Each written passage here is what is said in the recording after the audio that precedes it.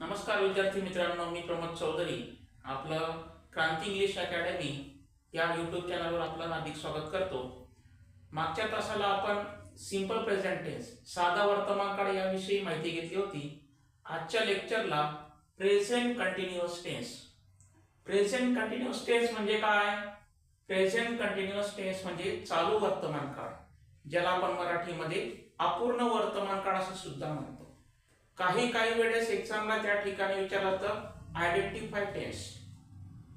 तर मग कंटिन्युअस या शब्दाला प्रोग्रेसिव्ह असं सुद्धा म्हणतात। प्रेझेंट कंटिन्युअस टेन्स किंवा प्रेझेंट प्रोग्रेसिव्ह टेन्स असं सुद्धा त्याला त्या ठिकाणी म्हटलं जातं।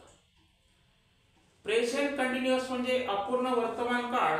जसा प्रत्येक टेन्सचा एक फॉर्म्युला असतो तसं प्रेझेंट कंटिन्युअसचा पण फॉर्म्युला आहे। सिंपल प्रेझेंट टेन्सचा फॉर्म्युला काय बघितला होता आपण? Subject plus V1 plus object, म्हणजे कर्ता प्लस क्रियापद प्लस कर्म। आणि या ठिकाणी बघा, प्रेझेंट कंटिन्युअस टेन्स मध्ये फॉर्म्युला महत्वाचा आहे। प्रत्येक टेन्सचा फॉर्म्युला जर आपण लर्न केला तर ते 12च्या 12 टेन्स आपण चांगल्या पद्धतीने इम्प्लिमेंट करू शकतो। बघा, subject plus subject plus plus VING plus object. Subject म्हणजे काय? प्रत्येक ठिकाणी बघितलं आपण की वाक्याच्या सुरुवातीला सब्जेक्ट येतो, म्हणजे कर्ता येतो। तो कर्ता कधी सिंग्युलर असेल, कधी प्लुरल असेल, बरोबर। कर्त्यानंतर ऑक्झिलरी वर्ब येतं प्रेझेंट कंटिन्युअस टेन्स मध्ये। ऑक्झिलरी वर्ब म्हणजे काय? सहाय्यकारी क्रियापद। प्रेझेंट कंटिन्युअस मध्ये सहाय्यकारी क्रियापद आहेत am, is, are plus VING plus object. VING म्हणजे काय? V म्हणजे काय? वर्बला म्हणजे क्रियापदाच्या पहिल्या रूपाला ING प्रत्यय लागला असेल तर त्याला VING असं म्हटलं जातं। हे लक्षात घ्यायचं आहे। बघा, त्याच्यानंतर ऑब्जेक्ट आहे। मग सब्जेक्ट नंतर am, is, are वापरायचंय। am कुठे वापरायचा, is कुठे वापरायचा आणि are कुठे वापरायचा, हे बरेचसे विद्यार्थी कन्फ्युज राहतात। am चा वापर करताना तो I नंतरच वापरला जातोय, हे लक्षात घ्यायचं। I करता असेल, I नंतरच am येतो। am हा हे जे सहाय्यकारी क्रियापद आहे, हे बाकी कोणत्याही ठिकाणी कोणत्याही कर्त्यानंतर वापरले जात नाही, तर ते I नंतर am वापरला जातो। is चा वापर कुठे केला जातो? is चा वापर सिंग्युलर कर्ते असतील, एकवचनी कर्ते असतील, त्याच ठिकाणी is चा वापर केला जातो। मग सिंग्युलर कोणकोणते आहेत? ही आहे, शी आहे, इट आहे। आणि सिंग्युलर नाउन असेल, एकवचनी नाम असेल, त्याच ठिकाणी is चा वापर केला जातो। are चा वापर करताना ते नाउन प्लुरल पाहिजे, अनेक वचनी पाहिजे। अनेक वचनी कर्त्यानंतर त्या ठिकाणी are चा वापर केला जातो। मग कोणते अनेक वचनी? we ये, they ये, you ये, याच्यानंतर सुद्धा are चा वापर केला जातो। you हा कर्ता सिंग्युलर सुद्धा वापरला जातो आणि प्लुरल पण वापरला जातो। you are a student म्हणजे काय? एकच विद्यार्थी आहे। पण अनेक विद्यार्थी दाखवायचे असेल तर you are students म्हणजे you हा कर्ता सिंग्युलर असेल किंवा प्लुरल असेल, त्यानंतर नेहमी are चा वापर करायचा, हे महत्त्वाचं आहे। बघा आता, मग हा प्रेझेंट कंटिन्युअस किंवा प्रेझेंट प्रोग्रेसिव्ह टेन्स हा कशासाठी वापरला जातो? जसं सिंपल प्रेझेंट टेन्स मध्ये ज्या क्रिया रोज घडतात, सकाळपासून रात्री झोपेपर्यंत ज्या क्रिया नियमित घडतात, सरावाने घडतात, त्या सर्व सिंपल प्रेझेंट टेन्स मध्ये। आणि प्रेझेंट कंटिन्युअस मध्ये, प्रेझेंट प्रोग्रेसिव्ह मध्ये जी क्रिया आता चालू आहे, आताच्या क्षणाला मी जी क्रिया करत आहे, तो प्रेझेंट कंटिन्युअस टेन्स, तो चालू वर्तमान काळ, तो अपूर्ण वर्तमान काळ। मी खात आहे, झोपत आहे, पीत आहे, अभ्यास करत आहे, ज्या ज्या क्रिया आता चालू आहेत, चालू कंडिशन मध्ये आहेत, तो प्रेझेंट कंटिन्युअस टेन्स। म्हणजे इंग्लिश स्पीकिंग साठी, लिसनिंग साठी आणि इतर ज्या कॉम्पिटिटिव्ह एक्झाम आहेत, मग त्या शालेय लेवलच्या असेल किंवा ग्रॅज्युएशन लेवलच्या असेल, राज्य स्तरावर केंद्र स्तरावर ज्या ज्या परीक्षा आहेत त्या परीक्षांसाठी 10 शिवाय आपल्याला कुठल्याही प्रकारे चांगले गुण मिळू शकत नाही, हे सर्वांनी समजलं पाहिजे. पहिलं वाक्य बघा आता, I am reading a book. पहिलं वाक्य, आय एम रीडिंग बुक, मी पुस्तक वाचत आहे. आताची क्रिया चालू आहे. मग हेच वाक्य जर आपण सिंपल प्रेझेंट टेन्स मध्ये कन्वर्ट करायचं ठरवलं तर कसं करणार? I read a book. म्हणजे एका टेन्स मधून दुसऱ्या टेन्स मध्ये ज्या वेळेस आपण चेंजेस करतो, कन्वर्ट करतो, त्यावेळेस आपले फॉर्म्युले नसतील तर लगेच एका टेन्स मधून दुसऱ्या टेन्स मध्ये बदल करता येतो, हे महत्वाचं आहे. दुसरं वाक्य, वी आर प्लेइंग क्रिकेट. आम्ही क्रिकेट खेळत आहोत. वी म्हणजे आम्ही, वी नंतर आर वापरला. का वापरला? इथं इज का नाही वापरला, इथं एम का नाही वापरला? कारण वी म्हणजे आम्ही, वी हा करता प्लुरल आहे, अनेक वचनी आहे, म्हणून त्या ठिकाणी आरचा वापर केला. वी आर प्लेइंग क्रिकेट, आम्ही क्रिकेट खेळत आहोत आताच्या क्षणाला. पुढचं वाक्य, ही इज लर्निंग इंग्लिश. लर्न म्हणजे काय? लर्न म्हणजे शिकणे. ही इज लर्निंग इंग्लिश, तो इंग्रजी शिकत आहे. आत्ताच्या क्षणाला तो इंग्रजी शिकत आहे. इज का वापरला? कारण ही म्हणजे तो. हा ही माणसांसाठी वापरतात, मुलांसाठी वापरतात. जेव्हा एकच माणूस असेल, एकच मुलगा असेल, त्यावेळेस ही हे प्रोनाउन वापरलं जातं. ही इज लर्निंग इंग्लिश, तो इंग्रजी शिकत आहे. आणि ही हे सर्वनाम सिंग्युलर आहे, म्हणून त्या ठिकाणी इजचा वापर केला. परीक्षेमध्ये काय विचारलं जाऊ शकतं? आयडेंटिफाय टेन्स, तो सिंपल प्रेझेंट आहे की प्रेझेंट कंटिन्युअस आहे. मग ओळखणार कसं? Subject plus am is are plus V I N G plus object. Am is are आला, व्हीआयएनजी आला, तर तो present continuous tense. He is learning English. पुढचं वाक्य, she is going to Mumbai. मग जसा ही माणसासाठी वापरतात तसं शी हा लेडीज साठी, एकच लेडीज असेल, एकच लेडी असेल, स्त्री असेल, मुलगी असेल, त्यासाठी शीचा वापर केला जातो. शी इज गोइंग टू मुंबई. शी म्हणजे काय? ती मुंबईला जाते. आताच्या क्षणाला ज्या ज्या क्रिया घडत असतील त्यासाठी हा टेन्सचा वापर केला जातो. Next sentence, it is barking at night. It is barking night. Bark म्हणजे काय? बार्क म्हणजे भुंकणे. कुत्री जसे भुंकतात त्याला बार्क म्हणतात. मग it is barking at night म्हणजे ते जे काही असेल, तो जो कुत्रा असेल त्या ठिकाणी काय करत आहे? त्या रात्री तो भुंकत आहे. या सर्व वाक्यानुसार आपण काय लक्षात घेतलं की जी क्रिया आताच्या क्षणाला घडत आहे ते वाक्य प्रेझेंट कंटिन्युअस टेन्स मध्ये किंवा प्रेझेंट प्रोग्रेसिव्ह टेन्स मध्ये येत असतात, हे सर्वांनी समजलं पाहिजे. पुढचे वाक्य बघूया आपण.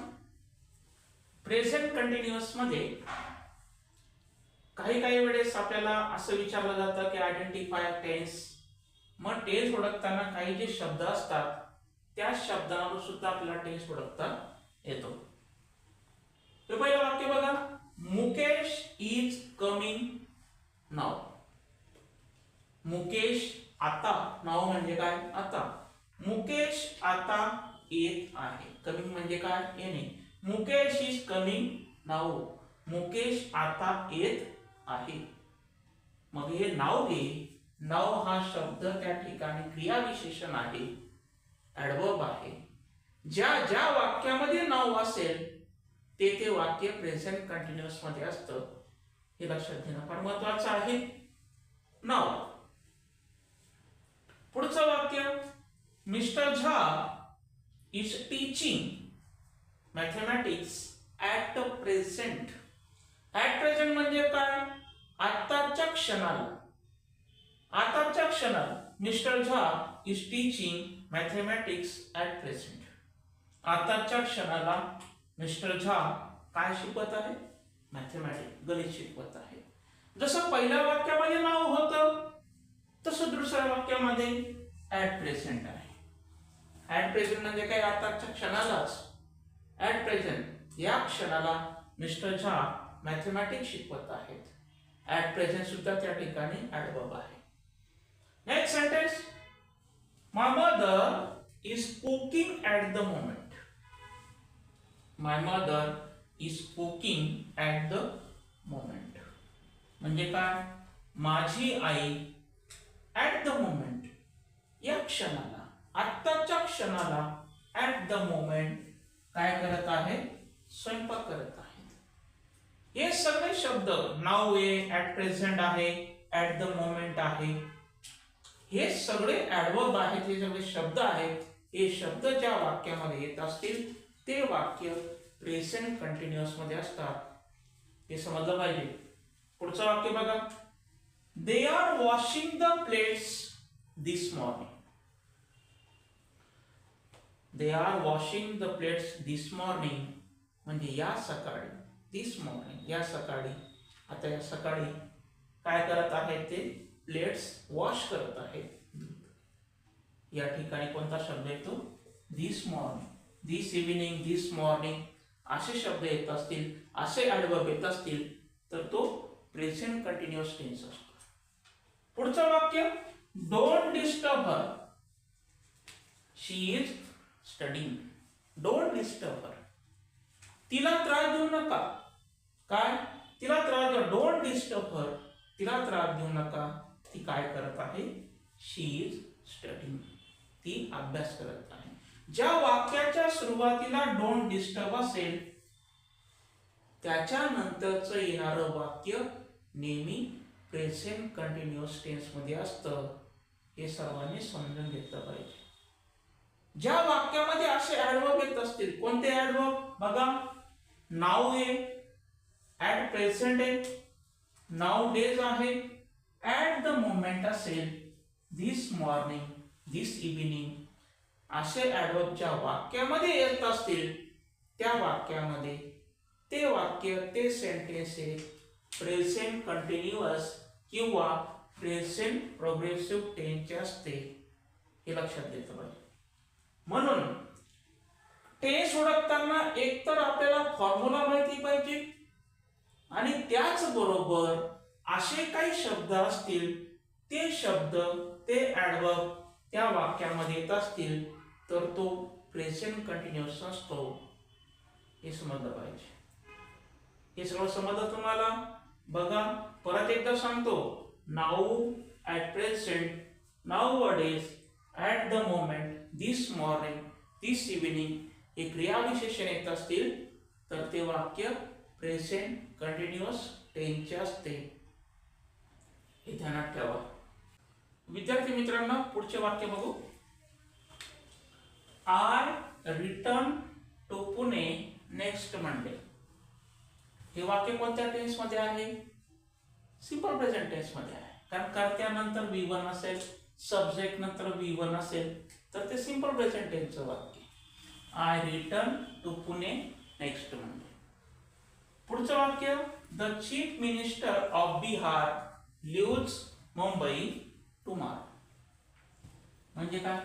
की बिहारचे मुख्यमंत्री उद्या मुंबईला निघत आहेत. हे सिंपल प्रेझेंट टेन्सचे वाक्य आहेत खरं तर. परंतु अगदी नजीकच्या भविष्य काळामध्ये एखादी गोष्ट घडणार असेल, एखादी क्रिया घडणार असेल तर त्यावेळेस सिंपल प्रेझेंट टेन्सचा वापर केला जातो. नजीकचा भविष्य काळ दाखवण्यासाठी अशा जी क्रिया असतात ते सिंपल प्रेझेंट टेन्स मध्ये असतात आणि त्यालाच नियर फ्युचर. नियर फ्युचर म्हणजे काय? अगदी जवळच्या काळामध्ये ज्या क्रिया घडणार असतील ते वाक्य सिंपल प्रेझेंट टेन्स मध्ये असतात. मग परीक्षेमध्ये विचारलं काय जातं? ते नियर फ्युचरचं वाक्य आहे की नियरेस्ट फ्युचर आहे? अगदी जवळच्या भविष्यकाळ दाखवण्यासाठी. मग सिंपल प्रेझेंट टेन्सचं वाक्य असेल आणि अगदी जवळचा भविष्यकाळ दाखवला असेल तर ते नियर फ्युचरचं वाक्य असतं. आणि मग he is going to Chennai tonight. Tonight म्हणजे काय? आजची रात्र. आजच्या रात्री he is going to Chennai tonight, की आज रात्री तो मुंबईला जात आहे. अगदी जवळचा भविष्यकाळ, उद्या परवा नाही, अगदी जवळचा भविष्यकाळ दाखवण्यासाठी he is going to Chennai tonight इथं इज आला आहे आणि वी आय एन जी आलेला आहे. खरं तर हे वाक्य प्रेझेंट कंटिन्युअसचं, अपूर्ण वर्तमान काळाचं, परंतु जवळचा भविष्यकाळ दाखवण्यासाठी प्रेझेंट कंटिन्युअस टेन्सचा सुद्धा वापर केला जातो. He is going to Chennai tonight, आजच्या रात्री तो चेन्नईला निघत आहेत. ॲमिजार असेल आणि वी आय एन जी असेल आणि जवळच्या भविष्यकाळात अशी क्रिया घडत असेल तर त्याला नियरेस्ट फ्युचर असं म्हणतात. आतापर्यंत तलाठी, लिपिक, ग्रामसेवक किंवा कंबाईनची एक्झाम आहे, क्लास 2 ची एक्झाम आहे, अशा परीक्षांना असा प्रश्न विचारला जातो की ते नियर फ्युचर आहे की नियरेस्ट फ्युचर आहे. My brother in law is coming tomorrow. Tomorrow त्या ठिकाणी नियर फ्युचर मध्ये पण असतं आणि नियरेस्ट फ्युचर मध्ये पण असतं. मग इथं टुमॉरो दिलेला आहे, मग हे नियरेस्ट फ्युचर आहे का नियर फ्युचर आहे? जर सिंपल प्रेझेंट टेन्स मध्ये टुमॉरो असेल, नेक्स्ट मंडे असेल, नेक्स्ट डे असेल, सिंपल प्रेझेंट टेन्स मध्ये दिला असेल तर तो नियर फ्युचर. आणि प्रेझेंट कंटिन्युअस मध्ये असे शब्द असेल, टुमॉरो असेल, नेक्स्ट असेल, तर ते नियरेस्ट फ्युचर मध्ये असतात, हे समजलं पाहिजे. नियर फ्युचर म्हणजे सिंपल प्रेझेंट टेन्सचं वाक्य आणि नियरेस्ट फ्युचर म्हणजे प्रेझेंट कंटिन्युअस टेन्सचे वाक्य असतात, हे लक्षात घेतलं पाहिजे. म्हणून नियर फ्युचर काय आणि नियरेस्ट फ्युचर काय याचा अभ्यास जर आपण केला आणि असे प्रश्न जर आपण त्या ठिकाणी परीक्षेमध्ये सॉल्व्ह केले तर पैकीच्या पैकी मार्क्स मग त्या शालेय विद्यार्थी असतील, 10वी-12वी असेल किंवा कॉम्पिटेटिव्ह एक्झाम असेल, अशा परीक्षांसाठी नियर फ्युचर काय आणि नियरेस्ट फ्युचर काय याच्या संकल्पना आपण जर क्लिअर केल्या तर चांगल्या प्रकारे आपण चांगल्या गुणांनी आपण परीक्षा पास होऊ शकतो, हे समजलं पाहिजे. विद्यार्थी मित्रांनो, आजच्या व्हिडिओमध्ये आपण कसं कोणत्या टेन्सचा अभ्यास केला बरं? प्रेझेंट कंटिन्युअस किंवा प्रेझेंट प्रोग्रेसिव्ह टेन्स. याचा फॉर्म्युला काय होता? Subject plus am is are plus V I N G plus object. म्हणजे जी क्रिया आत्ताच्या क्षणाला घडत आहे ते वाक्य प्रेझेंट कंटिन्युअस किंवा प्रेझेंट प्रोग्रेसिव्ह टेन्स मध्ये येतं, हे सगळ्या विद्यार्थ्यांनी समजलं पाहिजे. आजचा टेन्स तुम्हाला समजला असेल तर व्हिडिओला शेअर करा, लाईक करा आणि सर्वात महत्त्वाचं म्हणजे सबस्क्राईब करण्यासाठी विसरू नका. थँक्यू. धन्यवाद.